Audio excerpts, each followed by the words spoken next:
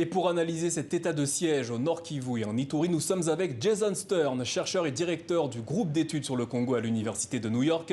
Merci d'être avec nous.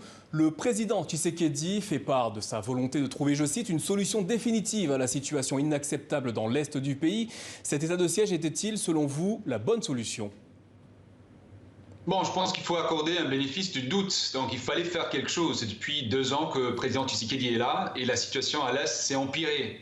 Et donc, maintenant qu'il vient d'arracher le pouvoir de l'ancien président Joseph Kabila, il est pleinement le président. Il a le contrôle de l'Assemblée nationale et du Sénat. Il y a un nouveau gouvernement en place. Il fallait annoncer quelque chose de symbolique fort. Et donc, au niveau du symbolisme, c'est très fort. Alors, mon problème, c'est plutôt que j'ai des doutes si la solution répond vraiment au problème. Est-ce qu'en réprimant les libertés civiles et est-ce qu'en supprimant l'administration civile, on pourra démanteler les groupes armés? Je ne pense pas que c'était ça le problème qu'il y avait à l'Est. Dans un pays où certains considèrent que l'armée constitue un problème et non la solution, nommer des gouverneurs militaires qui ont appartenu à des rébellions, était-ce la meilleure stratégie pour rassurer les populations ? Le problème, c'est que presque tout le monde qui est au sein de l'armée nationale aujourd'hui était certainement des rebelles. Ils étaient arrivés avec la rébellion de l'AFDL en 96, ou bien ils étaient avec les rébellions de l'RCD ou l'MLC en 98. Et donc, il y a presque une grande partie de l'armée est composée des gens qui ont fait rébellion à un certain moment.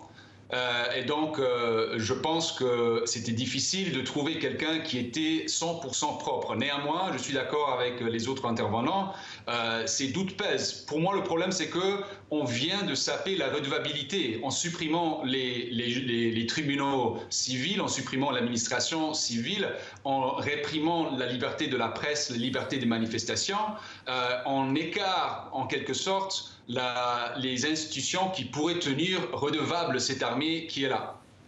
Compte tenu de la faiblesse des effectifs, des moyens et de l'ampleur de la tâche, ces autorités issues de l'armée et de la police seront-elles capables de mettre un terme à cette insécurité dans ces provinces ? C'est possible, je pense c'est les résultats qui vont importer. Donc, c'est sûr que dans 30 jours, donc ils ont 30 jours pour faire ça, ça sera presque impossible. Donc, il faudra renouveler cet état de siège, je pense. Alors, il faut voir pendant combien de temps il faut faire ça. Mais je pense que ça va dépendre de la volonté de l'armée. Il faut se rappeler qu'il y a des précédents. L'armée dans le passé, en 2012-2013, l'armée nationale a défait la rébellion de l'M23. En 2014, l'armée nationale a fait des bons progrès contre la rébellion de l'ADF, la rébellion la plus meurtrière du pays. Donc, ce n'est pas impossible pour l'armée de marquer des succès. Mais à mon avis, il n'était pas nécessaire d'avoir un état de siège pour faire cela. Il faut la volonté, il faut les ressources. Et il faut la redevabilité surtout. Jason Stern, merci d'avoir répondu à nos questions ce soir. Et alors que les